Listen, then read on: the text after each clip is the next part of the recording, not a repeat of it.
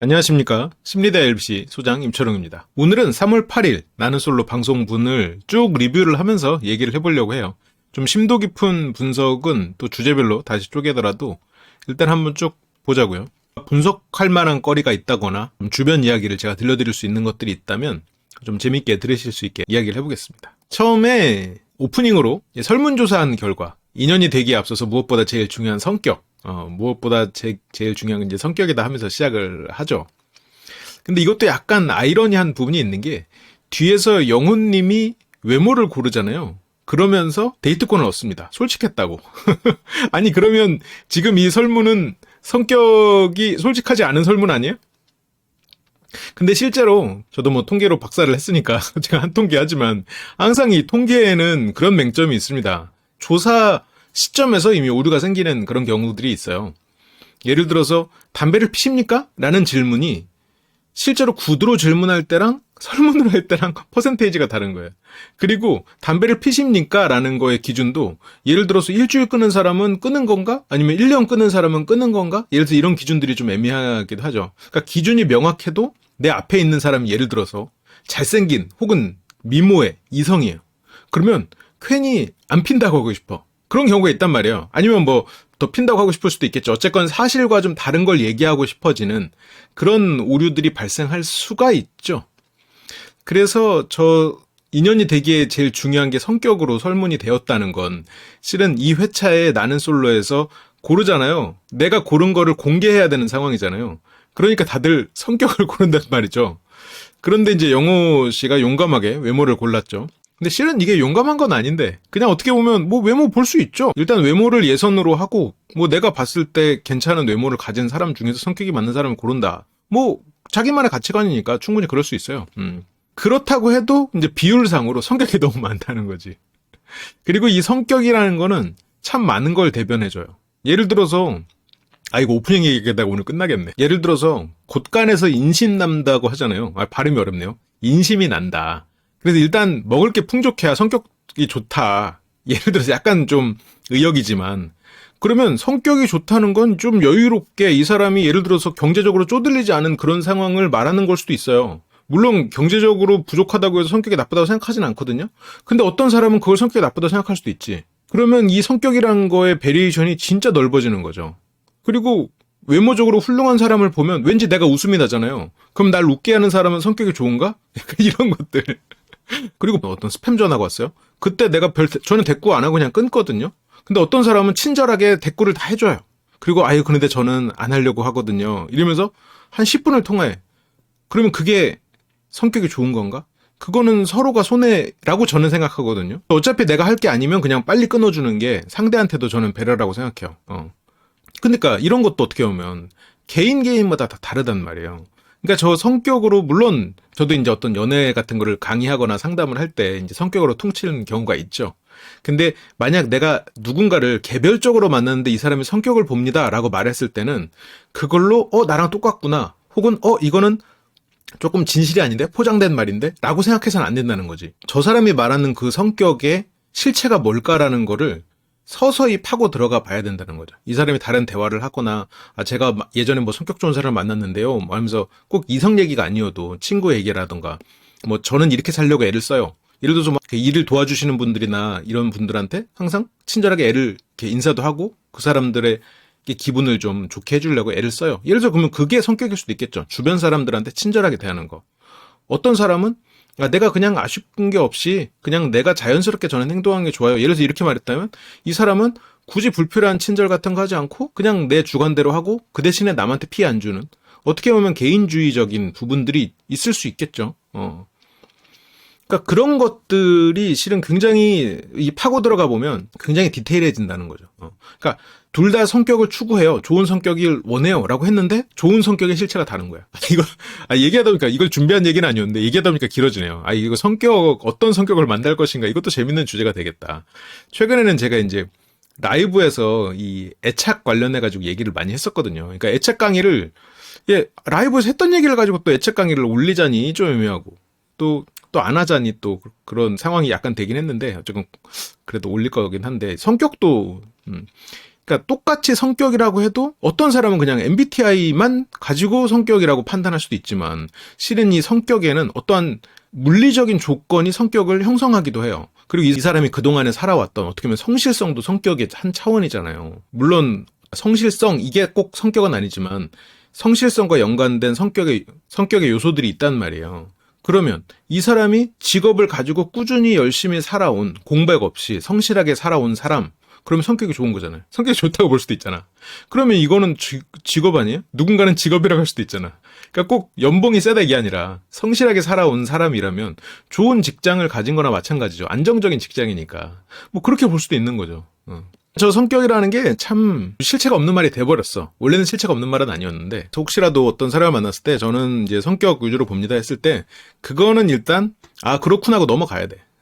거기서 이제 세밀한 이야기를 들어야죠. 그러니까 성격이라는 말이 거짓말은 아니지. 그런데 각자가 생각하는 좋은 성격의 기준이 너무 다르다는 거죠. 그거는 이제 다른 여러 가지 단서를 가지고 차근차근 찾아 나가야죠. 거기서 이제 좋은 단서는 이 사람이 평소에 어떤 내가 추구하는 어떤 게 좋은 성격이라고 생각하나, 그리고 뭐 과거에 친구들이랑 이런 사람을 만났을 때 어떤 사람과 친한가, 아니면 그런 것도 있어요. 뭐 예능이나 영화를 봤는데 아, 이 캐릭터가 참 마음에 들더라. 아, 이 캐릭터는 좀 이런 부분이 좋더라, 멋있더라. 거기서 유추해 볼 수 있지. 물론 근데 그게 100%는 아니에요. 예를 들어서 뭐 범죄도시에서 장첸이 멋있잖아요. 매력적이란 말이야. 근데 천하의 나쁜 놈이잖아요. 그러면 장첸을 멋있다고 하면 이 사람은 그러면 잠재적인 범죄자인가? 또 그건 아니니까. 그러니까 그렇게 임팩트 있는 거 말고 그러니까 그런 걸 단서로 하나하나 가져가는 거죠. 그러니까 장첸이 멋있다고 하는 건 장첸의 성격을 보는 건 아니죠. 그냥 장첸의 어떤 이미지나 거기서 나온 그 카리스마를 보는 거니까. 그러니까 이 사람이 어디에 집중해서 저 사람이 추구하는 어떤 가치 힌트가 어디에 있는가. 그거는 이제 이런 식으로 그러니까 생각보다 관찰할 게 많아. 분석할 게 많아요. 그러니까 저도 어떤 사람의 말을 듣고 이렇게 대담을 하거나 상담을 하고 나서 이거를 혼자 곱씹다가 답을 찾는 경우가 많아요. 왜냐면 워낙 이게 복잡하거든. 사람의 마음이나 이런 단서 같은 게. 그리고 시간이 지나서야 아, 그 단서가 말하는 게 이거였구나라고 깨닫는 경우도 있고. 어쨌든 성격이라는 거는 좀 그렇습니다. 이게 제가 실은 콘텐츠를 조금 다양화시키고 그리고 LBC는 교육 채널이잖아요. 그래서 다양한 교육을 다시 LBC에서 올리기 위해서 이게 너무 내가 나는 솔로에만 집중하는 느낌이 있어서 최근에 이제 책도 쓰고 이제 외부 활동을 하다 보니까 여러분들이 가장 좋아하시는 나는 솔로에 대한 분석만 남게 돼버린 거예요, 최근에는. 그래서 이거를 좀 더 넓히기 위해서 이 나는 솔로 자체에 쓰는 시간을 조금 줄여보고자, 이런 방식으로 촬영을 하려고 하는데 되게, 지금, 제가 잡설이 너무 기네요. 그쵸? 근데 뭐 LBC는 또 이런 스타일이니까. 저도 지금 재생을 해놓고 이걸로 듣고 있어요. 근데 나는 솔로를 이렇게 보면서 같이 얘기하는 건 안 되겠다. 어떤 한 장면에 대해서 할 얘기가 너무 많아지는 경우가 많겠어요. 이게 멈춰놓고 얘기하고 해야지. 나 원래 투머치 토커는 아닌데 이게 방송을 하다 보니까 예전에 그 강단에 섰을 때도 학생들이 되게 좋아했었거든요. 왜냐면 수업을 진짜 빨리 끝내줬었어. 이게 대학교는 좀 한편으로는 좀 교수의 특권이지. 그러니까 어쨌든 강사로서의 특권이 좀 일찍 끝내도 된다는 거. 저는 이제 굉장히 그래서 인기가 많았습니다. 일찍 끝내주고 성적도 잘 주는 이제 그런 강사인데, 근데 왜 이렇게 요즘 나는 솔로를 보면서 이렇게 말을 많이 하는지. 그래서 즐겁게 들어주시면 좋겠어요. 아무튼 좀 가보죠. 그러면서 이제 상철 씨가 3대1 데이트를 시작을 합니다. 이제 백숙을 먹으러 갔는데 정감 있는 그런 곳이에요. 이제 토종닭을 시키면 그 자리에서 이제 닭을 잡으실 것 같은, 그 옆에 이제 화투와 이런 모포가 있을 것 같은 그런 느낌의 공간인데, 모르겠어요. 요즘 이제 10대, 20대 그런 친구들이 이런 데에서 데이트를 하는 거는 조금 뭐랄까, 오히려 신선하려나? 레트로인가? 근데 이제 제 나이 또래에서 이게 데이트를 한다 그러면 나쁘지 않은 것 같아요. 좀 편하게 조금 더 익숙해질 수도 있을 것 같고. 정숙 씨가 옆에 앉을래요 하면서 옆으로 가죠. 그게 이제 옆에 앉을래요 할 때 그때 이제 영자 씨랑 옥순 씨가 들어오기 전이었어요. 그래서 다른 여성분들이 아마 안 들릴 거라고 생각하고 말을 했던 것 같아요. 근데 뭐 그럴 수 있죠. 그걸 이제 유리한 고지라고 생각을 할 수 있으니까. 그런데 저라면 마주 봤을 것 같아요. 왜냐면 이게 그냥 단순히 앉아서 얘기를 하는 그런 장소였다면 옆자리도 나쁘지 않았을 수 있는데 이게 식사 자리잖아요. 그러면 내가 음식을 계속 봐야 돼요. 그러면 음식을 볼 때마다 자연스럽게 눈이 마주치는 곳은 마주 보는 곳이겠지. 그러니까 알게 모르게 계속해서 더 보게 되는 거는 마주보는 앞자리니까 물론 그게 뭐 대세에 큰 영향은 아닌데 이게 옆자리에 앉는다고 해서 그렇게 큰 플러스가 아니었을 수도 있다. 이게 왜냐면 책상이 앞뒤로 먼 자리가 아니다 보니까 어차피 거리상으로 큰 차이가 없다면 앞자리가 차라리 더 유리할 수도 있다.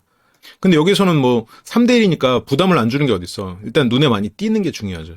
근데 여기에서 이미 약간 좀 안타까운 부분은 3대1 데이트인데 상철 씨는 마음속에 현숙님이 있어요. 현숙님 자체가 굉장히 이성에게 어필이 되는 그런 제스처를 보이잖아요. 항상 눈에 띄는 행동을 하고, 그리고 드리블을 할 때도 굉장히 센스 있게 살짝 놀리는 듯한, 상대를 살짝 도발하는 듯한 식의 드리블 친단 말이죠.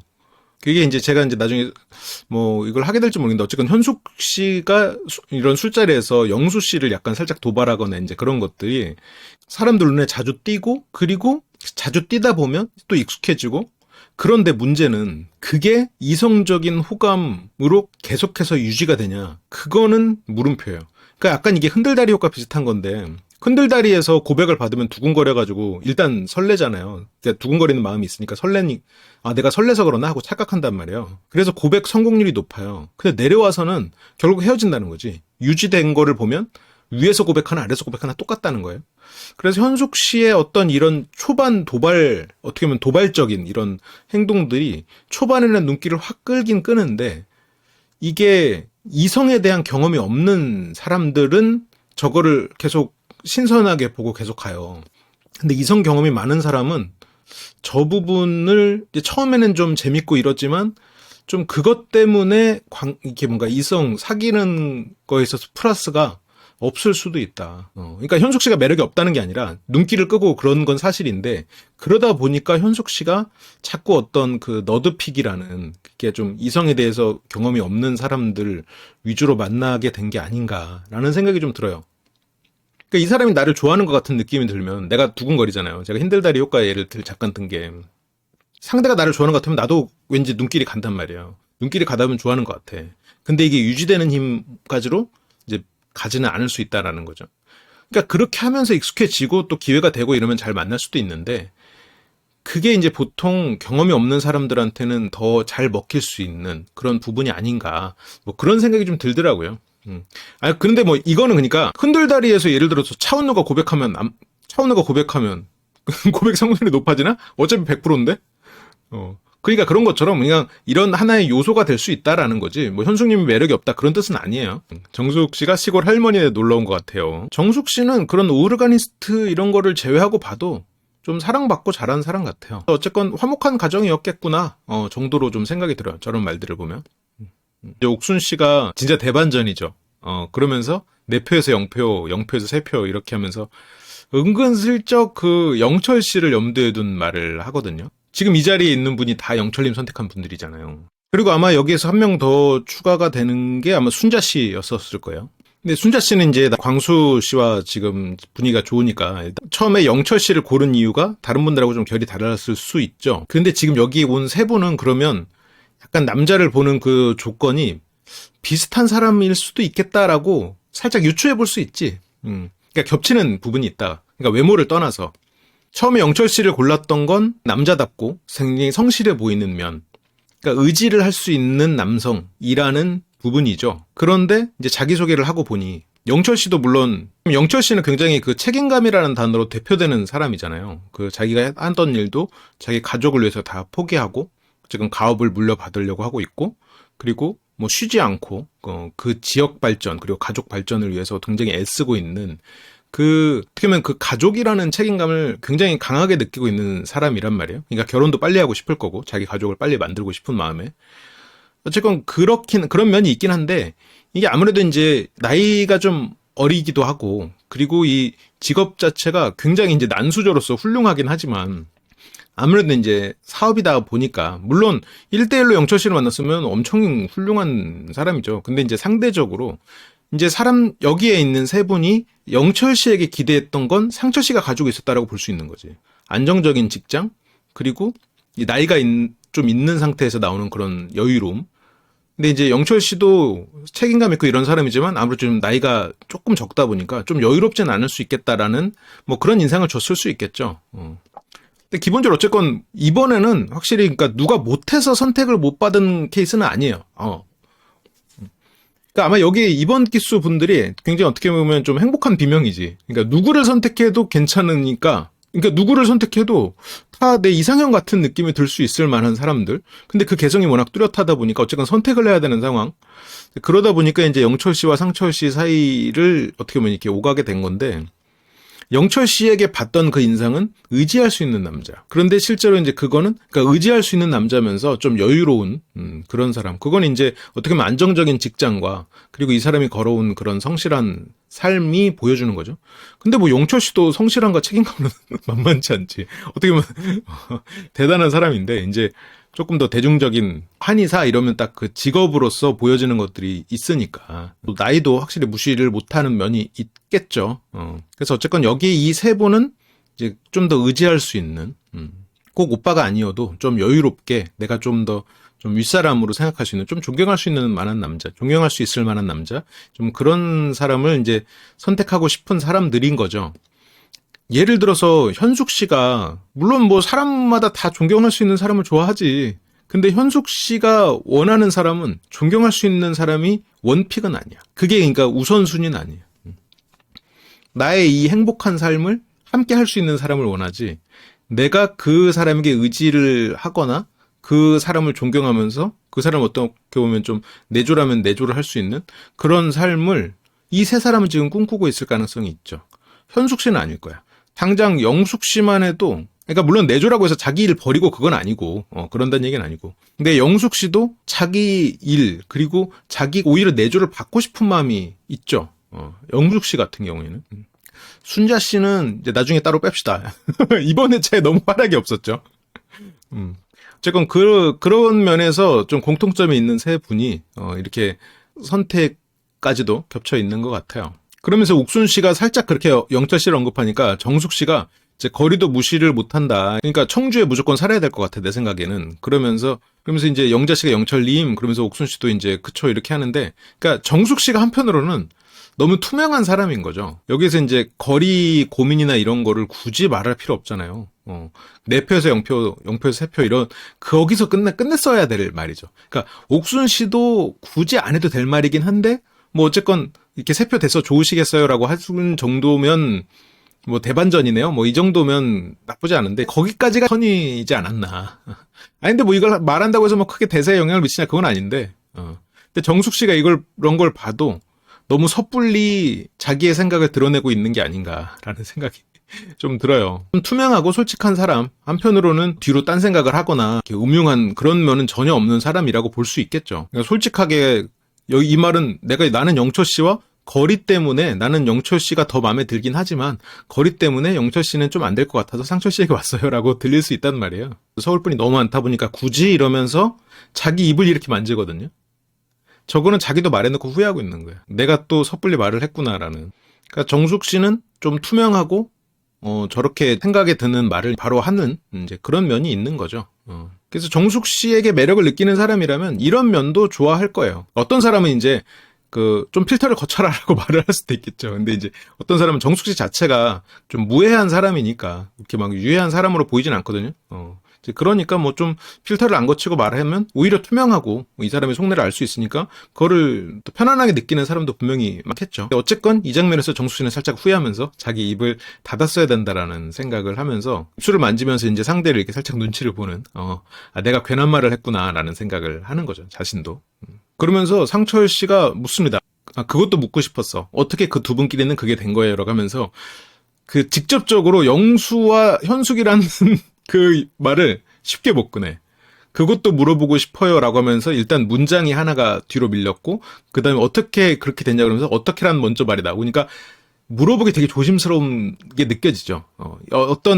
내가 어떤 말을 할 때 예를 들어서 거짓말이거나 아니면 굉장히 조심스러운 말이면 그 말의 키워드가 굉장히 뒤로 빠져버립니다. 그 말을 할 때 지금 상철 씨가 거짓말을 하고 있다는 게 이 말을 하기가 되게 스스로가 되게 용기를 내서 말하고 있는 거죠. 그 말은 이게 그냥 가볍게 물어보고 있는 게 아닌 거예요. 상철 씨는 현숙 씨가 마음에 있기 때문에 그러니까 문장이 뒤로 밀리는 거예요. 오히려 그냥 걔네들 신기하죠? 걔네들 그렇게 만났더라? 이렇게 그냥 가볍게 말했으면 현숙 씨랑 영숙 씨는 어떻게 그렇게 된 거예요? 이렇게 물어보죠. 근데 상철 씨 마음속에는 미안함이 있는 거야. 그러니까 어떻게 그것도 궁금해요라고 일단 문장 하나 뒤로 빼고 그 다음에 현숙이란 영수 단어 그 단어 빼가지고 그 사람들 어떻게 그렇게 됐냐라고 물어보는 거예요. 그래서 저런 걸 보면 차라리 내가 그게 미안한 상황이 이 사람들이 그거를 가지고 신경을 안 쓰길 바라면 영수 씨랑 현숙 씨는 어떻게 이렇게 된 거예요? 신기하네. 약간 이렇게 그냥 나가면 오히려 이 사람이 현숙 씨가 마음에 있구나라는 거를 눈치를 못 챌 수도 있는데 지금 상철 씨의 태도는 바로 알지, 실은. 토종 닭볶음탕을 시켰군요. 빈대떡. 야. 그러면서 이제 상철 씨가 선호하는 데이트 스타일이 있어요? 라고 물어봅니다. 옥순 씨가 먼저 대답을 합니다. 저는 자주 만나는 거 좋아해요. 자주 편하게. 그러니까 집순이기도 하니까 실내에서 누워서 쉬는 거 이러면서 상철 씨가 옥순 씨의 이야기를 상당히 인상 깊게 들었나 봐요. 집순이라는 그런 부분을. 그래서 편하게 추리닝 입고 그냥 앞에서 산책하고 그래서 이제 서로 사는 곳이 가까운 게 좋다라고 얘기를 하죠. 근데 이게 참 자꾸 어떤 그 거리라던가 그런 직업 때문에 좋아요라는 거는 뭐랄까 상대에게 잘 맞는다는 느낌을 줄 수는 있겠지만 좀 마음이 가요. 아니면 이 사람의 어떤 자존감을 건드릴 수 있는 식의 어필은 아닌 것 같아요. 그러니까 예를 들어서 도싱 특집에서 현숙님하고 영훈님하고 그리고 영철님이 셋이서 삼각관계가 잠깐 될 뻔했잖아요. 근데 거기서 영훈님이 어떤 조건을 가지고 자꾸 얘기해요. 우리는 뭐 기적적으로 가깝다. 근데 실은 오히려 그런 게 더 마이너스일 수 있거든요. 근데 이제 어떤 현실적인 이야기를 물론 잘 맞으면 좋죠. 그러니까 다들 현실적으로 생각하고 어쩌면 사실 가까우면 더 좋고 어쩌면 직업적으로도 비슷하고 서로가 이해가 되면 좋은데 그럼에도 불구하고 난 당신이 좋아요라는 말을 들었을 때 실은 더 이 사람이 어떻게 진심 갖고 이제 그런 면이 있단 말이죠. 그러니까 실은 그러니까 물론 이건 뭐 여럿이 있었고 아까 지역 얘기가 나오다 보니까 어쩔 수 없이 나오는 얘기였을 수도 있는데 이게 한편으로는 이제 영철 씨와 얽혀 있는 또 얘기다 보니까 한편으로는 살짝 자존심이 상하게 느끼는 사람도 있을 수 있죠. 뭐 상철 씨가 그러진 않은 것 같아요, 근데. 그러면서 여기서 정숙 씨가 또 얘기를 합니다. 나는 등산 안 좋아하는데 맞춰준 적이 있고, 골프 안 좋아주는데 맞춰준 적이 있고, 누워있는 거 싫어하는데 누워있는 것도 맞춰준 적이 있고, 그러면서 이제 상철 씨가 맞춰준 거 말고 본인이 하고 싶은 거라고 이제 물어봐요. 그러면서 지금 이 얘기를 하려고 하는 거예요. 라고 하면서, 나머지는 다 제가 융통성 있게 움직일 수 있는데, 일에 스트레스를 받는 거나 인생의 고민을 좀 쉐어하고 서로가 서로를 키워나가는 느낌. 이제 삶의 가치관이나 방향을 세상을 보는 눈 같은 게 좀 비슷해서 그런 걸 채워주는 연애가 제가 좀 정신적으로 많이 의지하지. 근데 이게 그러니까 서로가 채워주는 건지 의지하는 건지 이게 말이 오고 가잖아요. 그러니까 이상은 서로가 채워주고 싶어. 그런데 실은 의지할 대상을 찾고 있는 거예요. 그러니까 정숙 씨는 기본적으로 그러니까 의지하고 이 사람에게 웬만하면 다 맞춰줄 수 있다는 거죠. 근데 그 맞춰주는 과정에서는 내가 스트레스를 받고 내 삶에 있어서 힘든 얘기를 들어줘야 되지. 그게 이제 아까 말했던 어떤 스트레스나 이런 거 삶에 있어서를 쉐어한다고 이렇게 스트레스와 쉐어 이렇게 하면서 살짝 넘어갔는데, 그러니까 정숙 씨는 어떤 그런 스트레스에 있어서 그런 걸 회복하는 과정에서 자기와 말이 잘 통하는 사람이라고 느끼는 그 사람에게 의지하고 그 사람에게 그런 일상을 공유함으로써 스트레스를 해소하는 사람이겠죠. 그러니까 그 사람과 뭘 하든 상관없는 거지. 이 사람이 내 얘기를 더 잘 들어주고 그리고 이 사람에게 내가 의지할 수 있는 그런 사람이다라고 생각이 되면 그 사람이 하는 거를 뭐 충분히 다 맞춰서 할 수 있는 거죠. 그러니까 그런 면에서는 지금 뭐 굳이 따지자면 뭐 현숙 씨랑은 완전 반대일 수 있죠. 그러면서 개그 코드 잘 맞고 재밌고 뭐 식사 습관 맞고 그래서 옥순 씨가 난데라고 말해요. 근데 옥순 씨가 이렇게 난데라고 할 때도 영자 씨가 옥순 씨를 보면서 이제 살짝 눈웃음을 이렇게 지어줍니다. 난데라고 이렇게 약간 자기를 낮추는 개그를 한 거잖아요. 그때 이제 영자 씨가 뭐 이렇게 굉장히 사소한 거지만 괜찮아. 우리 다 그렇지 뭐 약간 이런 식으로 눈웃음으로 대화를 하는 거지 이게. 그러니까 꼭 리액션이 내가 말로 해야 되는 거 아니란 말이야 이런 식으로. 아무튼 정숙이 저의 케이스를 얘기하는 거죠라고 얘기를 해요. 그러니까 그런 것들은 조금 지나봤더니 헤어지고 나면 기억이 안 나더라고요. 남는 게 없다. 근데 어떤 데이트를 선호하느냐 정도에서 이제 헤어지고 남는 게 없다라는 거는 자기의 너무 많은 거를 지금 얘기를 하고 있죠. 그러니까 내가 하나를 물어보면 10가지를 이렇게 다양하게 다른 걸 이렇게 말해주는 사람은 실은 고마워요. 왜냐면 이 사람 머릿속에 뭐가 있는지 알 수 있거든요. 이 사람은 어떤 데이트를 보다 지금 머리의 우선순위는 자기가 어떤 내가 스트레스를 받았을 때 그거를 얘기할 수 있는 사람이 필요한 사람이에요, 지금. 그러면 지금 정숙 씨는 감정적으로 컨트롤이 이제 좀 잘 된다기보다는 그런 거를 남과 이렇게 나누면서 그렇게 얘기로 푸는 사람일 가능성이 높다는 거죠. 근데 그 대신에 어떤 하고 내가 뭘 좋아한다 이런 거는 대신 없는 거지. 상대가 좋아하는 게 있으면 그걸 충분히 맞춰줄 수 있는 사람이죠. 이제 그러니까 정숙 씨와 맞을 사람은 딱 나오죠. 좀 여유롭게 정숙 씨가 어떤 이렇게 좀 기분 나쁘거나 이렇게 있을 때도 중심 잡으면서 그 얘기 잘 들어주고, 그리고 그 대신에 그 사람이 자기 일을 열심히 하고 또 취미생활이나 이런 것도 또 재밌는 거 있어가지고 정숙 씨한테 이거 할래 하면서 같이 할 수 있는 그런 여유와 어떻게 보면 재밌는 취미를 가지고 있는 그런 성실한 사람을 정숙 씨는 이제 찾고 싶은 거죠. 그게 이제 처음엔 영철 씨라고 생각했고, 여기서 이제 상철 씨로 자기소개를 듣고 상철 씨가 좀 더 가까운 사람이겠구나라고 생각을 한 거고. 근데 여기에서도 지금 그런 데이트들, 누워있기 싫은데 누워있었다. 그런 데이트는 남는 게 없었다. 이런 얘기는 굳이 이제 처음 서로가 소개하고 어떻게 보면 처음 식사 자리에서 굳이 안 해도 되는 얘기죠. 근데 또 이걸 얘기하는 게 또 정숙 씨의 특성이죠. 그래서 실은 질문은 이제 어떤 데이트를 선호하느냐였는데, 물론 이제 어떤 데이트를 선호하느냐는 거에서는 뭐 딱히 데이트를 선호하는 건 없다. 그냥 가치관이 맞는다라고 생각하는 그런 사람에게 어떤 이런 내 일상을 이렇게 같이 공유할 수 있는 그런 거를 원한다라는 뜻이긴 했겠죠. 근데 이거는 이제 하나의 요령인데, 내가 이제 어떤 다른 얘기를 많이 하고 싶잖아요. 그럴 때 일단 상대가 원하는 걸 주고 거기에 대해서 내가 다른 이야기를 하는 게 조금 더 상대가 집중을 흐트러뜨리지 않아요. 그러니까 예를 들어서 내가 하고 싶은 얘기를 하다가 상대가 원하는 대답이 뒤에 있거나 그것조차도 약간 살짝 부록처럼 끼어 있는 정도면 상대 입장에서는 그 부록을 듣기 전에 이미 집중력이 떨어져 버려요. 물론 여기 상철 씨가 집중력이 이렇게 떨어지는 사람은 아닌데, 이미 얘 뭔 소리 하는 거야 이러면서 듣고 싶지를 않아 버려요. 그러다 보면 내가 진짜 이 사람의 말을 대답하기 위해서 그걸 준비했는데 그 얘기조차는 잘 안 듣게 되는 거죠. 자꾸 맨날 물을 때마다 저렇게 구구절절 말을 해? 이렇게 생각하는 사람이 있는 거죠. 근데 이제 어떤 사람은, 이건 스몰 토크에서도 강의를 하거든요. 정숙 씨처럼 내가 질문한 거에서 다른 이야기를 좀 더 많이 하는 사람들, 격가지가 좀 펴지는 사람들은 실은 대화하기에 굉장히 편한 상대들이에요. 왜냐면 자기가 어떤 대화를 하고 싶은지를 충분히 드러내고 있는 사람이거든요. 그래서 그거 위주로 가면 돼요. 그러니까 자기 속내를 굉장히 많이 드러내는 사람이지. 그러니까 감정적으로도 뭔가 남과 나누고 싶어 하고, 그러니까 그것도 의지할 수 있는 사람과 나누고 싶어 하고, 저런 감정이나 이렇게 생각하는 거를 거의 이제 바로 필터 없이 바로바로 얘기할 수 있는. 근데 어떤 사람은 필터 없이 얘기를 못 해요. 왜냐면 필터 없이 얘기를 했다가는 굉장히 안 좋은 얘기가 나오는 거든. 약간 뭐랄까 인성이 안 좋은 사람들도 그럴 거 아니에요. 머릿속에 이제 나쁜 생각들이 있으면. 근데 이제 뭐 정숙 씨는 그런 면에서는 어떻게 보면 투명하고 좋은 사람일 수 있겠죠. 근데 이제 저런 정숙 씨의 저런 부분들이 불편한 사람도 있겠죠. 저런 부분을 이제 투명하고 대화가 잘 된다라고 생각하는 사람도 있을 거고. 근데 이제 확실한 건 이제 저런 성향의 사람이라는 건 알고 만나야지. 그리고 이제 정숙 씨가 이제 영자 씨가 이제 대답을 하려고 이제 그러면서 저는 이러면서 얘기를 하는데, 그때 이제 정숙 씨가 음식을 보고 있어요. 이 음식을 조금 늦게 먹어도 일단 다른 사람 얘기할 때는 바라봐 주는 게 조금 아무래도 이제 보통 어떤 조직 생활을 해본 사람들이나 이런 사회생활을 한 사람들 입장에서는 더 익숙한데, 정숙 씨가 조금 그런 면에서 조금 아이 같은 면이 있는 사람이 아닌가 그런 생각이 좀 들어요.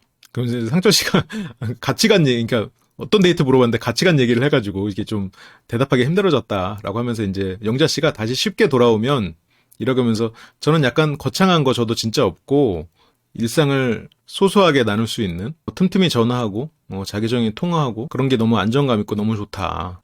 그러면서 이제 상철 씨가 그러면 이제 다들 이렇게 편한 거 좋아한다 이렇게 얘기를 이제 정리를 하죠. 그러니까 정숙 씨도가 예를 들어서 조금 더 세련되게나 아니면 편안하게 말을 할 거였으면 저는 웬만하면 다 맞춰주고 뭐 상대랑 다 재밌게 얘기할 수 있어요. 근데 이제 제가 가장 선호하는 데이트는 내 일상을 더 많이 얘기하고 서로가 더 많이 공유할 수 있는, 더 친밀감을 느낄 수 있는 그런 데이트를 한다면 뭐 장소나 무엇을 한다거나 이런 거는 전혀 중요치 않은 것 같아요. 뭐 이런 정도로 얘기했으면 훨씬 더 좋은 인상을 줬을 수 있을 것 같아요.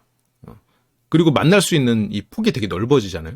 근데 여기서는 너무 부정적인 쪽으로 접근을 해버린 거죠. 그리고 이게 좀 이 컷 자체가 워낙 짧아가지고 이걸로 좀 평가하기가 좀 어려운데, 상철 씨가 이제 서울에서도 한번 만나보고 싶다. 데이트가 될지 편한 만남이 될지 이렇게 하는데 이제 먹으면서 얘기를 하다 보니까 다들 이제 음식을 보기도 하고 시선을 마주치기도 하고 그러거든요. 근데 음식을 볼 때도 고개를 끄덕거리는 사람이 있어요. 영자 씨는 끄덕거려요. 그리고 옥순 씨는 시선을 마주치기도 하고 고개를 끄덕여요. 근데 정숙 씨는 음식을 보고 있어.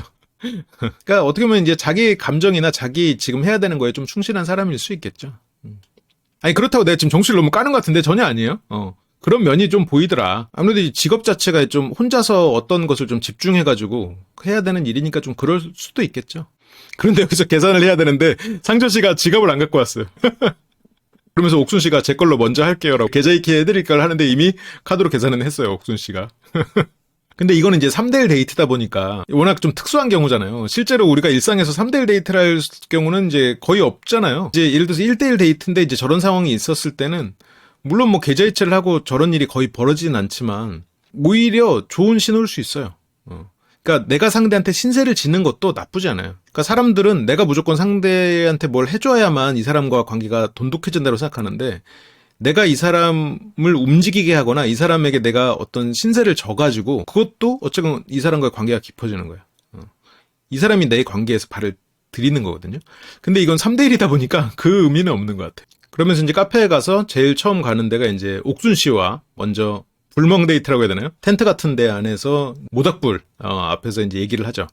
분위기는 굉장히 좋은 것 같아요. 기억에 남을 만한 그런 장소일 것 같아요.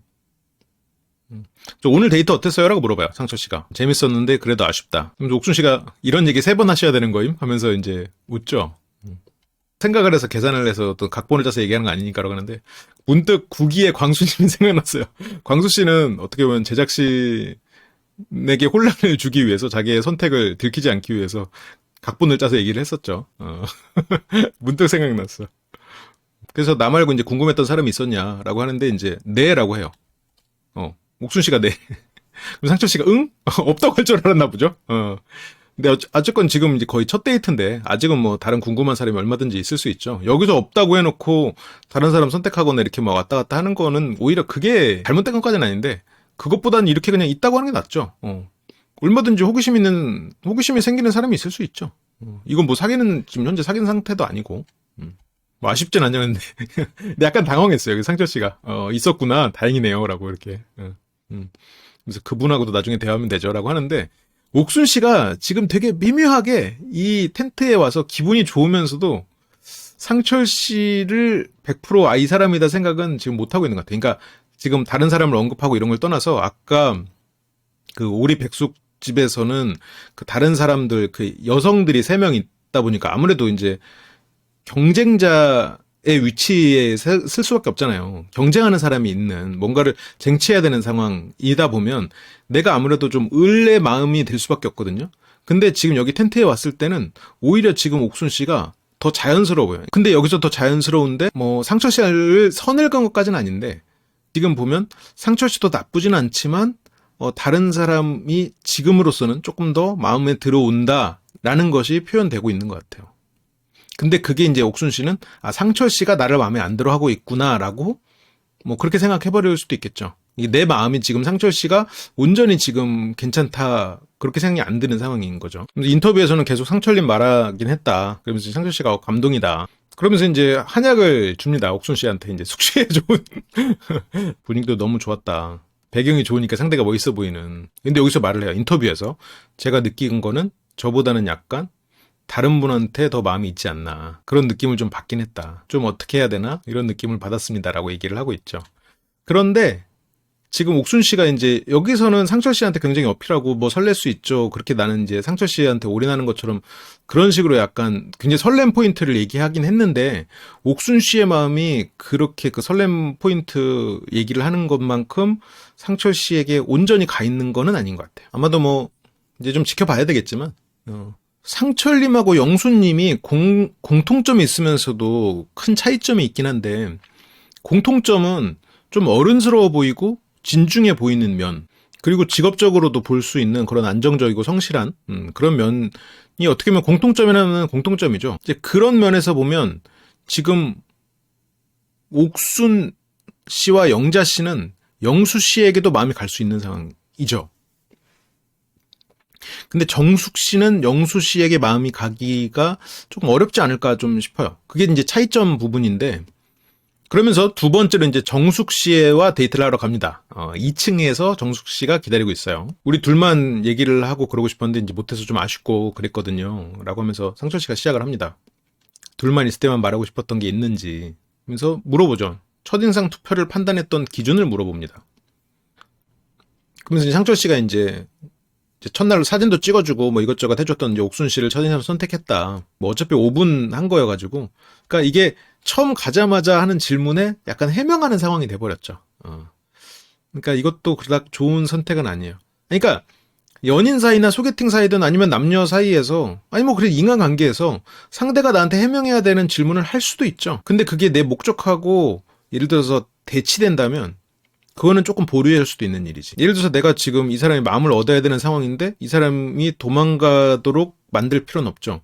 근데 상철 씨가 또 뭐 회피적인 성향은 아닌 것 같아요. 어떻게 보면 굉장히 지금은 아직 잘 안 드러나긴 했거든요. 이 사람이 그냥 이렇게 안정적인 태도를 취하는 건지 실제로 안정적인 사람인지는 조금 더 봐야죠. 근데 상철 씨는 지금까지 본 걸로는 굉장히 좀 안정적인 사람 같아요. 이런 다른 사람이 어떤 말을 했을 때 이런 이성하고 말고 남자들끼리 있을 때도 상당히 어떤 이렇게 말을 할 때 상대를 뭐 비하하거나 그런 거가 전혀 없더라고요. 항상 말을 왜곡해서 듣지도 않고 그냥 고지고대로 듣고 항상 이렇게 좋게 좋게 표현하는 걸 보면 이 사람은 상당히 안정적인 사람이겠구나라는 생각이 들어요. 아직까지는.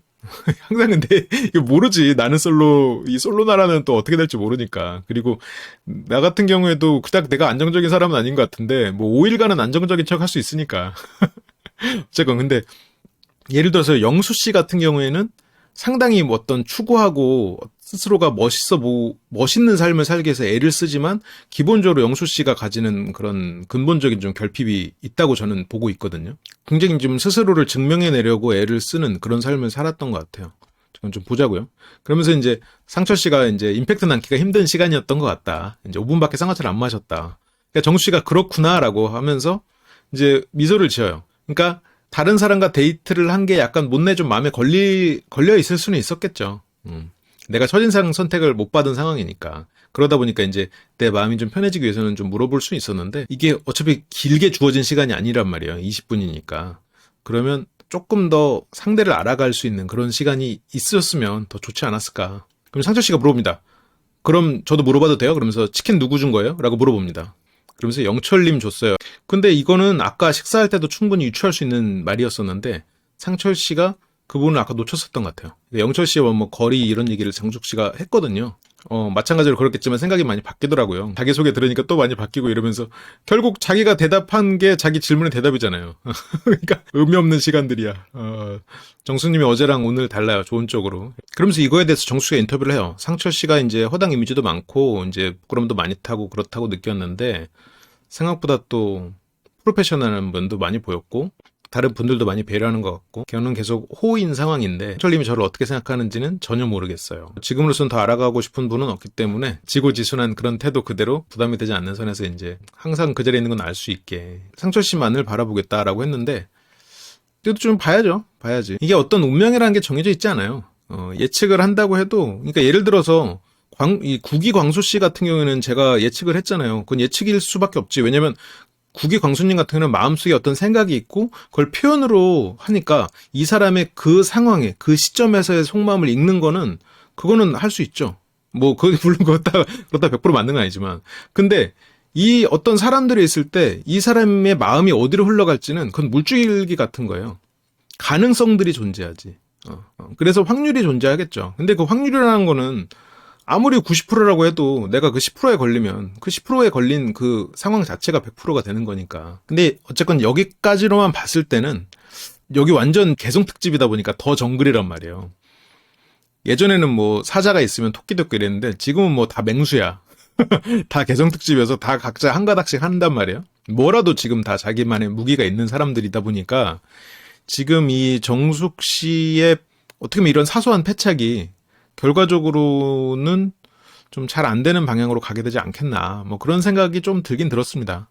정숙 씨가 원하는 사람은 상철 씨 같은 이미지의 사람이 맞긴 한데 지금 상철 씨는 그렇게 정숙 씨에게 이성적인 끌림은 없어 보여요. 1대1 데이트를 했어도 쉽지 않았을 것 같다는 생각이 좀 듭니다. 그래서 아마 이 두 분은 좀 어렵지 않겠나. 뭐 그런 생각이 좀 들어요.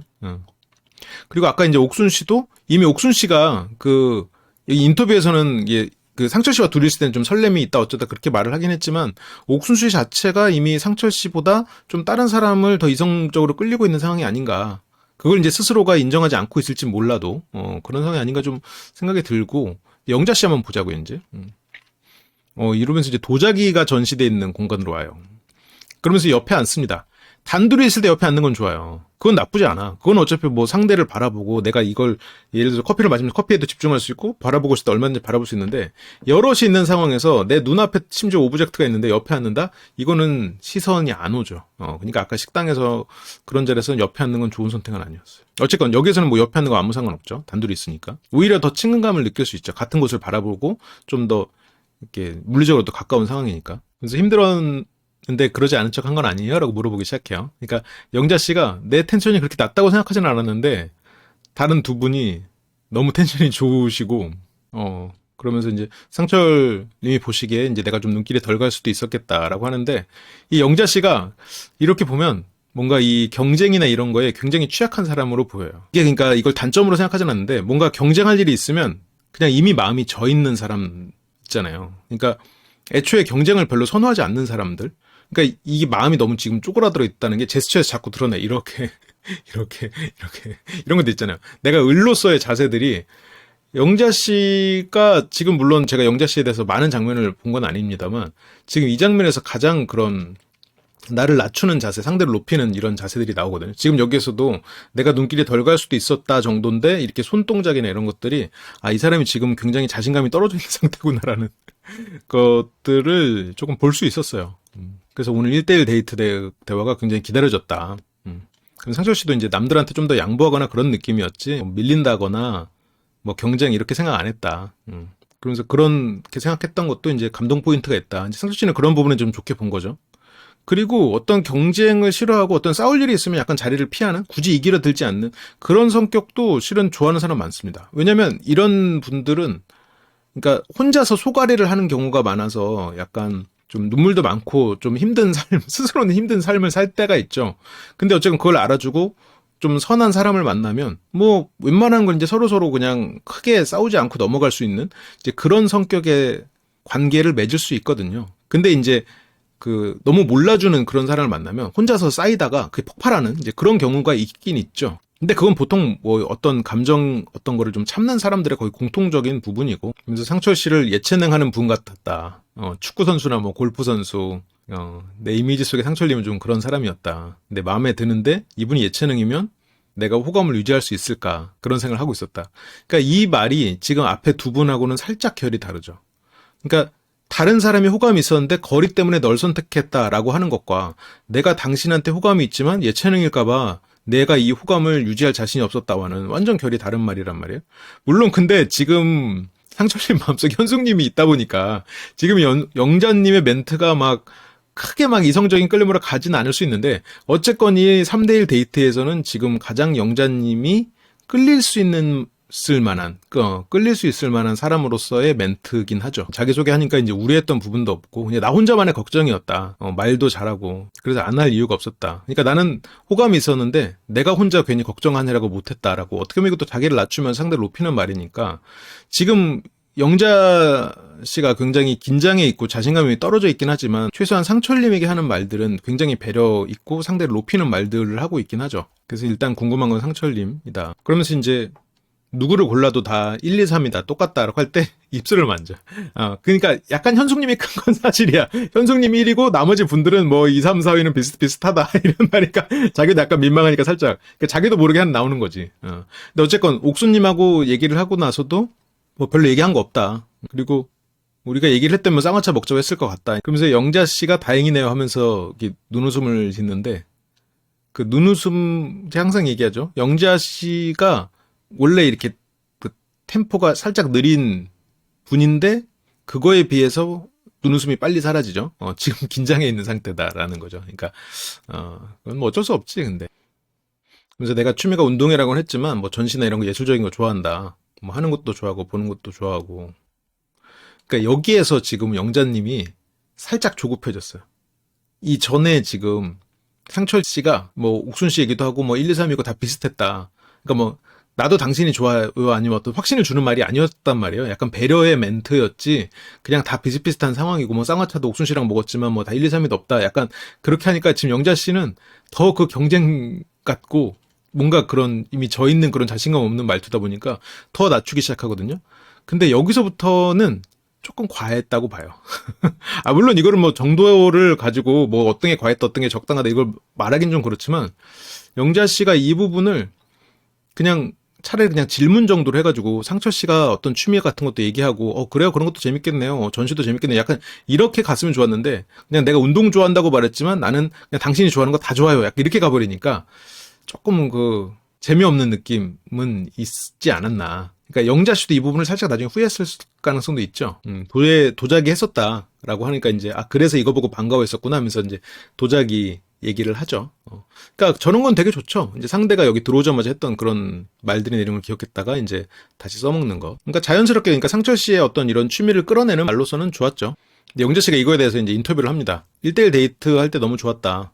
잘 받아주고 해서 그랬는데 이제 내가 느낀 건 나한테 뭔가 상철님이 특별한 마음을 느끼는 건 그건 잘 모르겠다. 약간 모르겠는 사람한테 내 마음을 구애하듯이 난 너가 이만큼이 좋아. 호소하고 구애하고 제 성격에서는 좀 무리해서 표현하는 것도 같긴 한데 어쨌든 그것도 제 마음이긴 했으니까요. 이렇게 말을 하죠.